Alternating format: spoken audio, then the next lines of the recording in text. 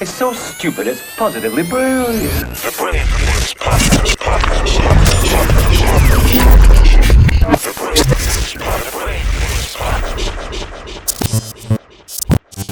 I got to shout out Kevin Hart for doing the right thing, man. Kev did the right thing, bro. I think that's cool. Let's talk about that. It's a good deep dive. Let's talk about that. Yeah, he did the right thing. He did what creative should do. Tell people what happened, though, in case they don't know. Oh, so basically, Kev announced a new show where he's talking to comics about like what makes them comics and I guess their jokes and that kind of stuff. And he called it Inside Jokes.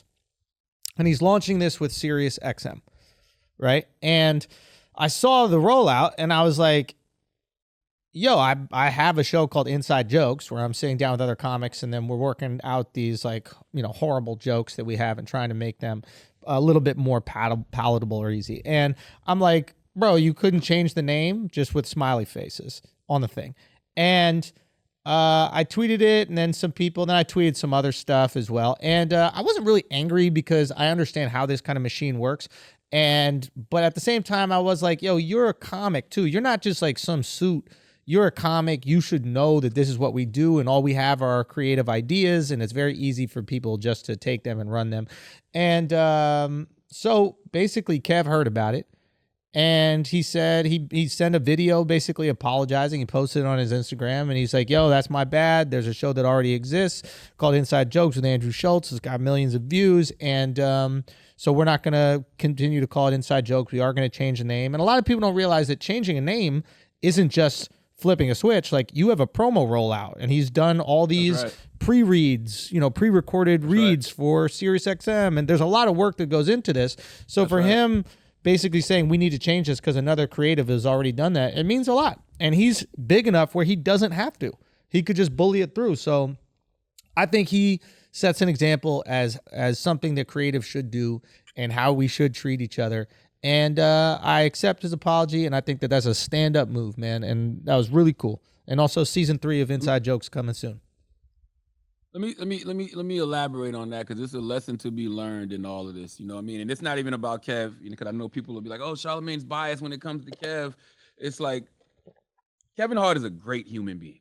Yep. Like, he's a genuinely good human. I base how humans are on how they treat people that can't do anything for them. Like you said, if Kev wanted to, he could have bullied that whole situation Easily. I'm so serious might have trademarked that shit, all of it. You know what I mean? But just out of the integrity of being a comic, and knowing that the worst thing you could do as a comic is to steal from another comic, Kev was like, nope, we're going to change the name. That right there is respect. But I want to speak to the fact of just having the kind of integrity that makes you say to yourself, this ain't about me. This ain't about my ego. This ain't about me having to humble myself. I'm just doing what's right. That's it. Why is it so hard for motherfuckers to do what's right? Bro, it's like really? Yeah. Like, why is it difficult? It should not be difficult to do what's right. Yeah. I don't care what you see about a person on social media. I don't even care what your opinion about a person is, right? As long as that person is absolutely doing what's right. Yeah.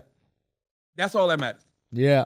And he's doing what's right. Yeah. That's it. Yeah. And everybody should just do what's right. That's really the moral of the story and what I'm trying to say. That just do what's right. Yeah. Usually Why is it so difficult?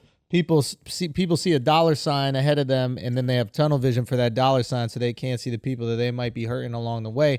But Kev is in this situation where he's got plenty of dollar signs, and he's able to. And this is not to say that if he didn't, he wouldn't. But I'm saying maybe he's able to sit back and go, I need to do what's right, and no check is gonna change my morality or any of these other things. And for the record, I don't think that he knowingly took the show. I honestly think that. No, he didn't. No, I don't. I really don't. I'm not accusing him of that either. What I am saying is that there are people on his team that are coming up with these names that should be doing their fucking Googles, because you're representing somebody who has a reputation, that you need to uphold.